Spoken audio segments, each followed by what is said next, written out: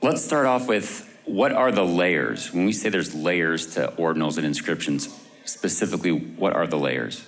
And yeah, Bob, and then we'll go down. Yeah, so the way I've been talking about Ordinals protocol is a meta protocol. A meta protocol is, it basically leverages Bitcoin for the messaging layer.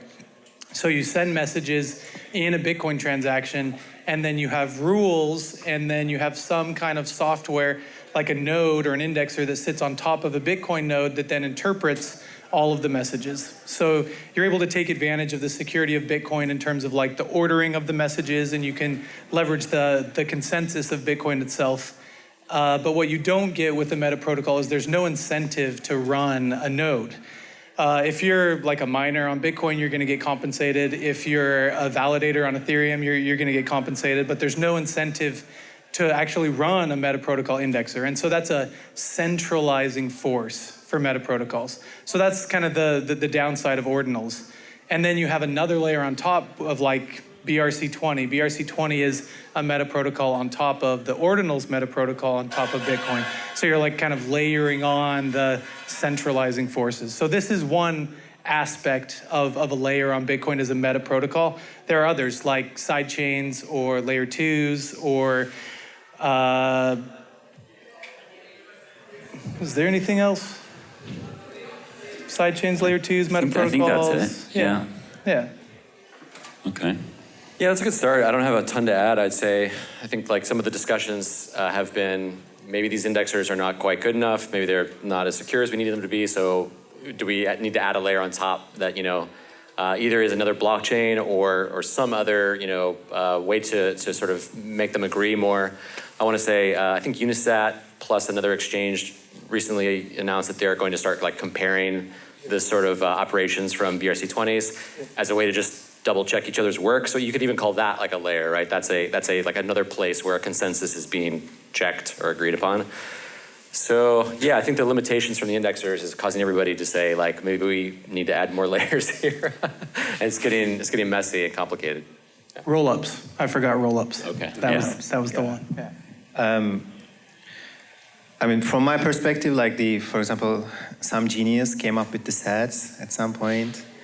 And then that was interesting for starters, like, okay, using inscriptions for not like images and NFTs, but okay, let's do like ENS names, but with sats.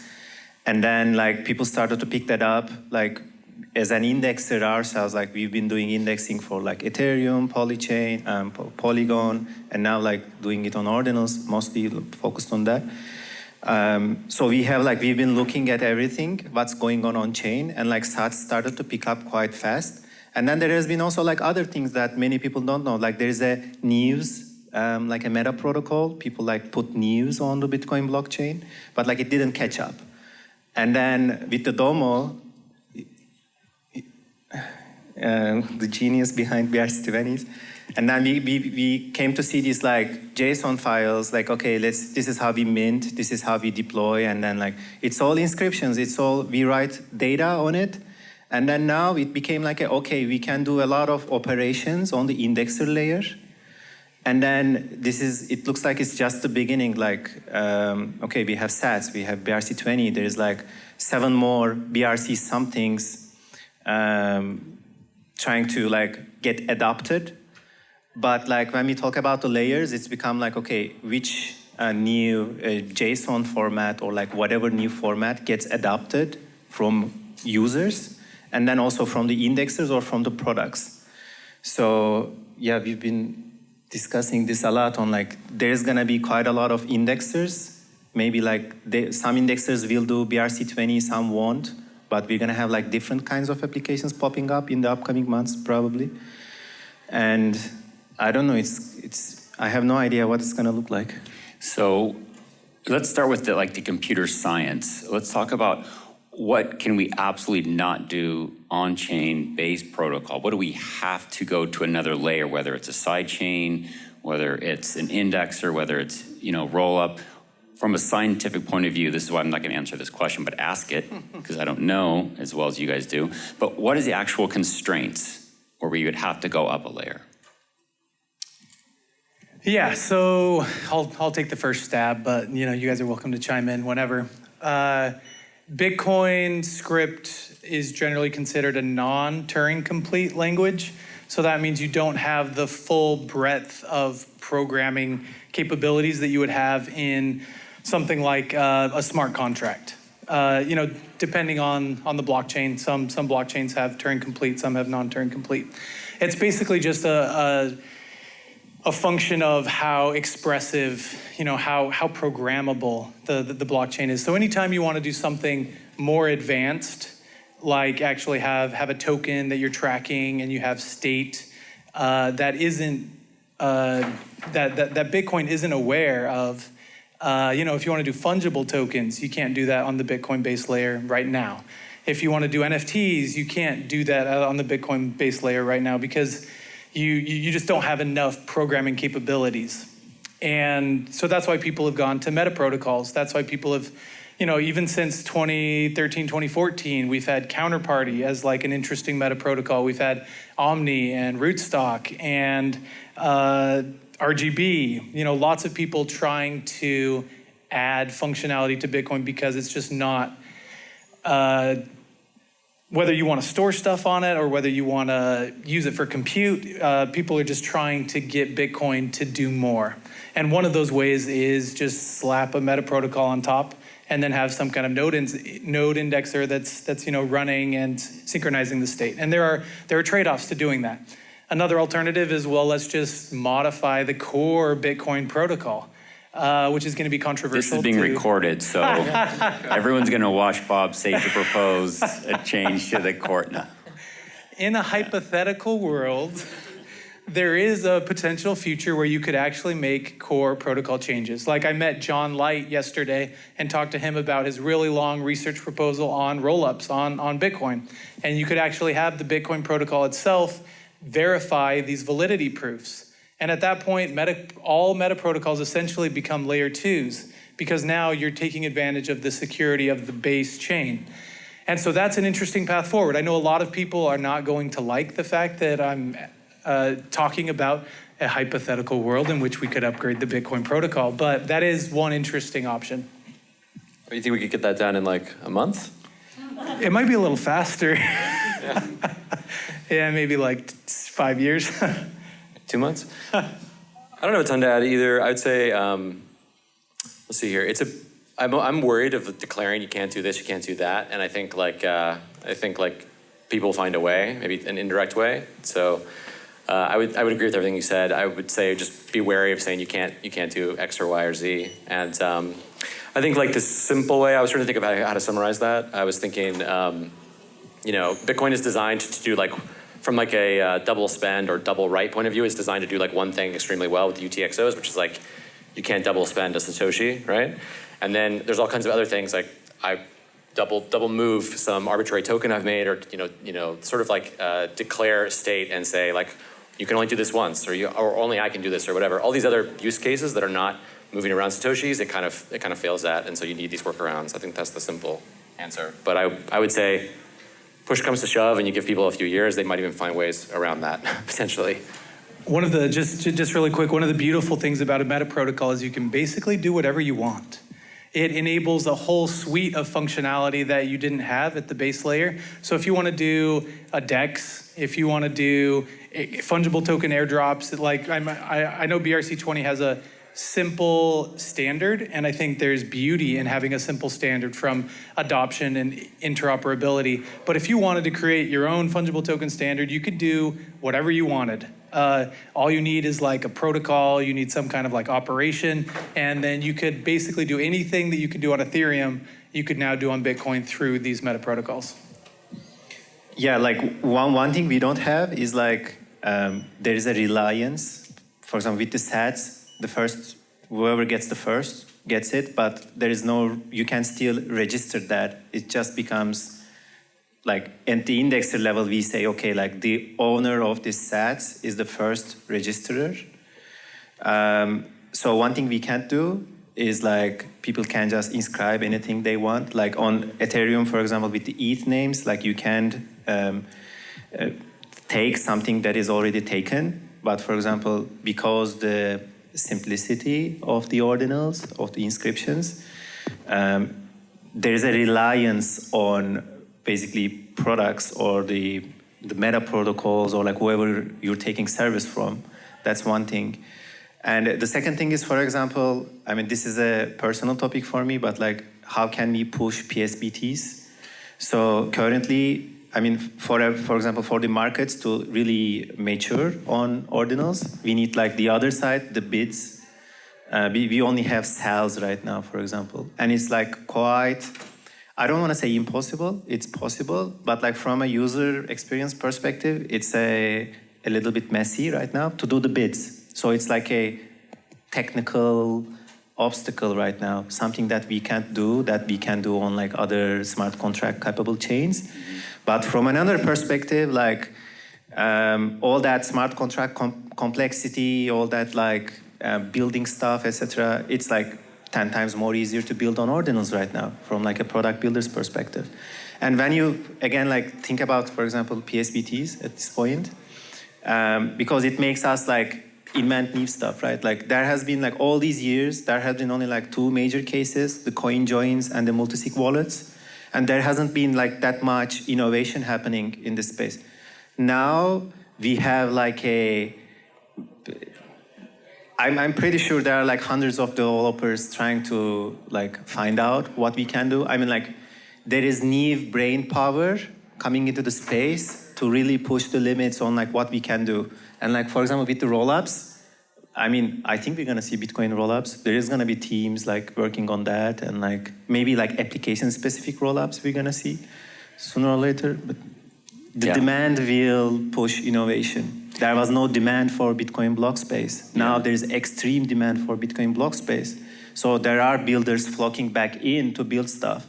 More smart people are coming in, so we're gonna see a lot of like crazier shit happening on the Bitcoin. Yeah, I think in summary is the pro of all this is people can do whatever they want, which means more innovation, lower barriers. You don't need a lot of capital. You don't even need to be a developer to develop a protocol, which is crazy to me. So that's the pro, is you get all this freedom and innovation. You get people coming in from different chains, different experiences, and then, but the downside is that there's some really bad ideas, and sometimes the market goes for even bad ideas because they're simple. So it's like this weird thing where you don't want to be gatekeeping, but then you want to be telling people, hey, here's like some downsides. So I guess, you know, right now, what do you think is like the worst example of something that is a second layer or a meta protocol? Or maybe you don't want to answer that. This is like, which enemies do I want to create right now? How about the best? How about what's the best example of like a second layer or a meta protocol that is like not controversial, at least to you three, whatever it might be, that is, you could say this is solid. There's a reason why it has to be done this way than on another chain completely maybe. I think it totally depends on what you value and what you're trying to accomplish. Over the past couple months, I've been digging really deep on any kind of Bitcoin scaling solution that I can get my hands on. So this is like RGB and Omni and Rootstock and Liquid and Lightning and even sidechains like Stacks or ICP or other, you know, even Ethereum with like wrapped Bitcoin. And been looking at like all of the trade-offs between rollups and Metaprotocols and sidechains and L2s. And they all have trade-offs. Lightning feels really good as a layer 2, as a scaling solution, until fees get really high and you realize that everyone's gonna have to create a whole ton of Lightning channels in order to actually use it. And so there are scaling issues, even with Lightning, like a layer 2. And then you talk about sidechains, and sidechains are great because you get true smart contract capabilities. You can do whatever you want, and it's better than a meta protocol in some ways because you actually have an incentive to like run a node for these chains because there's a new token. But the downside is you have to peg in and out, so you have to wrap. And because there are bridges, there are additional custodians in there.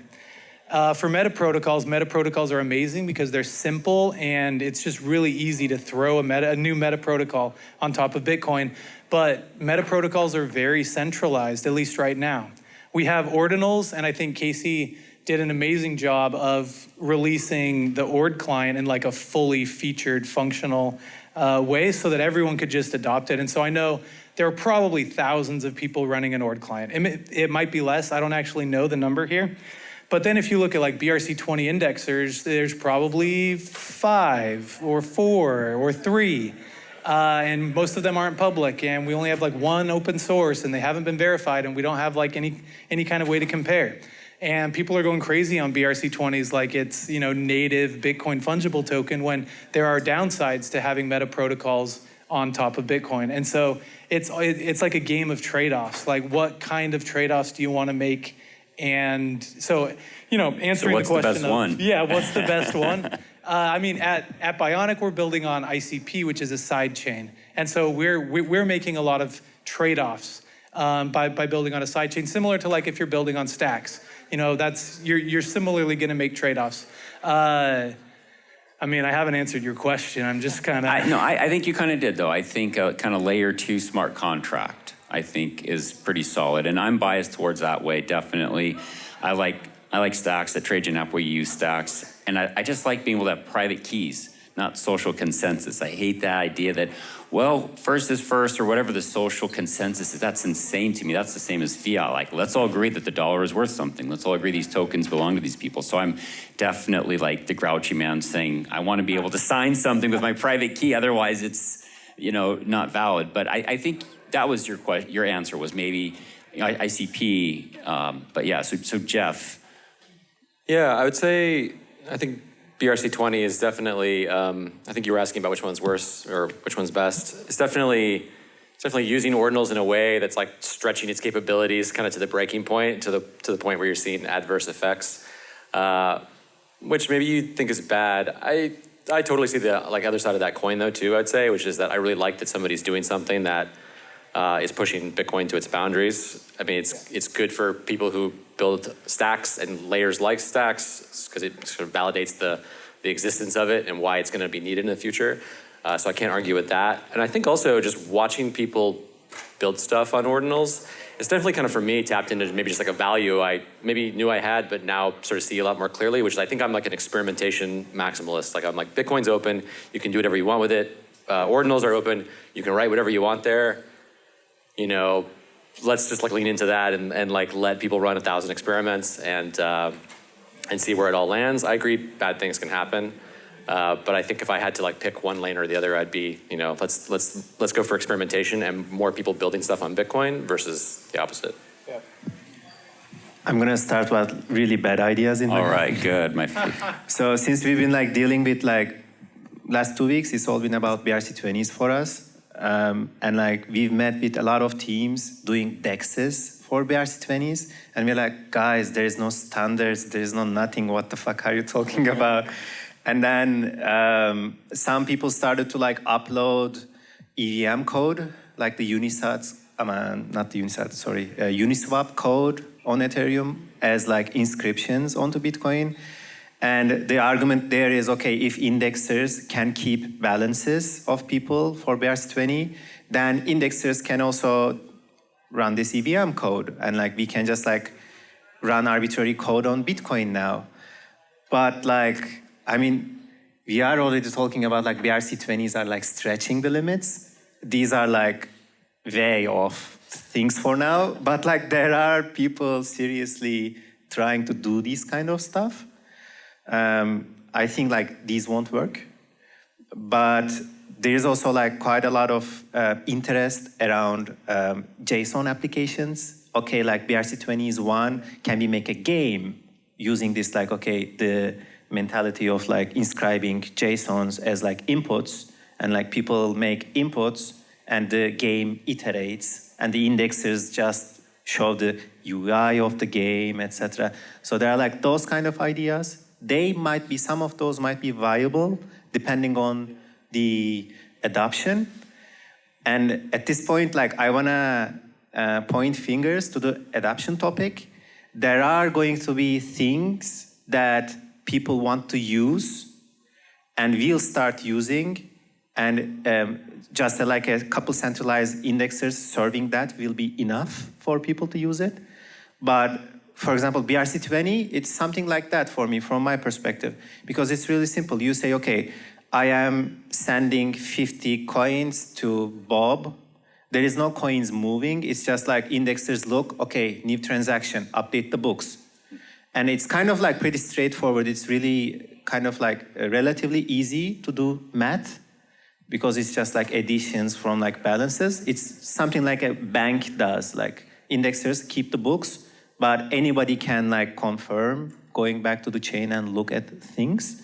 But isn't that all just Web 2? I mean, maybe before the internet was invented, that's just people looking at an index and saying, that's what it is. So at one point, do we say this is an innovation that is an improvement versus how are we going back in time? So I guess that's my next question is, when do we say that and say, wait a minute, this is just pre-internet stuff, people looking at ledgers versus, hey, actually, this is a good way to do it. Like, is there a specific example you could think of, a specific application where you can say, that's it? Because we're kind of talking, being vague, I guess, about things. And maybe because it's so new, there's nothing we can point to yet, maybe in 6 months. I have a challenge to issue to the audience. Think of your favorite Web3 application, whether it's on Ethereum or Solana or some other kind of smart contract-based chain. Think of your favorite app. I'll give you like 5 seconds. Maybe you used it, maybe you made a lot of money off of it. Okay, now, whatever it was, that can be a JSON meta protocol on Bitcoin. So whatever it was, it doesn't matter what it was, you could do it as a meta protocol on Bitcoin. The only downside, and this is getting at what you were asking, is if you just have a single meta protocol indexer, then it's a centralized meta protocol. There's someone controlling all of the state. It's basically just like a Web 2 server that's determining, state. And you're using Bitcoin as kind of the messaging layer, and you have security over the order of the messages. But until you decentralize that meta protocol, you don't really get the benefits of, blockchain, I would say. And so we want not just one person running a protocol, we want like 50 people running your protocol. So how are you going to incentivize people to now run a node on top of Bitcoin to index your meta protocol? If you can find 50 or 100 people to do it, then you start improving upon the Web 2 model, because now you have this layer of decentralization that you're adding to your meta protocol. And if there are ways that you can have kind of like a indexer of indexers, like we were talking about last night, where all of the indexers could basically post some hash of the state and actually verify, hey, we're up to date and we match all of these other indexers. Now you start having consensus among these meta protocol nodes. You're almost creating a blockchain of meta as a meta protocol. I thought you were going to add, I thought your original challenge was, okay, imagine it's just a single indexer and it's essentially a Web 2 company now. It's like a Web 2 company, faux crypto. Do you actually care? Like, are you like, yeah, I'm still happy, I still love it, I still sold it profitably? That's the interesting question. It's like, is it a problem? I mean, it's certainly not as good, but do you still derive the same like joy and utility from it? On the experimentation layer, like anyone can do whatever they want, and starting centralized is probably not a bad idea. Yeah, and I wrote this like thread about this, and that was kind of in there, which is that if the answer is yeah, it just stays Web 2 and like our project is just totally on one indexer indefinitely, it kind of puts a cap on like I think how big it can get, right? Like one of the reasons we're getting like crazy growth on crypto in general is because it's like global, it's borderless, like anybody can extend or sort of build on anything else, and it's like a network effect. I don't know whether accelerant really, and so I think it would like cap your growth of your project in this like little niche community of super high risk individuals who kind of don't care and don't have any other sort of like constraints or like requirements, I think. Yeah, anyway. So yeah, in a sense, we're circling back to the Web 2 by this. But like one of the major differences, in my opinion, is that there is no one source of truth. Like the data is open out there and it's like uncensorable, untaperable, like it's just there. We write it on the Bitcoin blockchain. And then now we have like multiple truth verifiers, like indexers, that like makes it easy for people to read that data, basically. So I think how things gonna evolve, like right now there is like Ordinals wallet is doing it, Unisat is doing it, Best in Slot is doing it, the BRC20 indexing. I think like the more adoption these like meta protocols get from like users, there's gonna be more drive for builders to build their own indexers, and we're gonna be living in a world when there are like 20 indexers, 30 indexers, 50 indexers. And once like all those indexers come to the same solution, keep coming to the same solution with the protocols becoming more definitive. Everybody's like agreeing on, okay, this is how we're gonna treat this is how we're gonna deal with these edge cases, etc. So I think in a world where we have like 50 indexers verifiably showing that everybody comes to the same conclusion, it becomes trustable enough for a lot of applications. So it sounds like, to summarize, we're going to get a lot of experimentation simply because it's easy to do, and there's a lot of bad ideas. Ideally, they just die a quiet death, but there will be some that will make it, and they'll be good enough, and they're not going to be as strong as base layer cryptography, but maybe they'll be 5% better than Web 2 or 5% better than traditional Web 3. Maybe that's the plus. We have like 1 minute left, so I want to finish on one question, answer it shortly. What is the best case scenario, 5 years, using Metaprotocols, sidechains, whatever it's going to be? What is like something you could say, that was a success? 30 seconds or less, each person. Let's upgrade Bitcoin. And let's make it do more, and let's get rollups, and let's have Bitcoin verify validity proofs. And now all of these meta protocols are layer 2s that give us really awesome additional functionality to Bitcoin. You know, Bitcoin could then be able to do more and be more, like everyone wants it. Like the existence of meta protocols, it shows that we want more from Bitcoin. And so I think that's the future. You know, upgrade Bitcoin, make all the meta protocols layer 2s, tons of experimentation. All right, Jeff. It's the same answer. I'm going to try to compress it into a tweet. It's Metaprotocols puts so much pressure on Bitcoin that it must upgrade to rollups. That's good. Yeah. We're gonna see music NFTs on Bitcoin. We're gonna see DeFi on Bitcoin. We're gonna see like a lot of stuff that's been happening on other chains that happening on Bitcoin. But because how Bitcoin works, like no smart contracts, simpler to build, we're gonna see interesting stuff happening on Bitcoin, and it's magical and fun again. So I like that. I like that. My answer is the best case scenario is all the talent is in Bitcoin. So all those talented people that have been on these side chains and different projects, and even not even in crypto, will be on Bitcoin. To me, that's like my dream for a few years. So let's thank the panel. This is very, very good. Thank you, guys.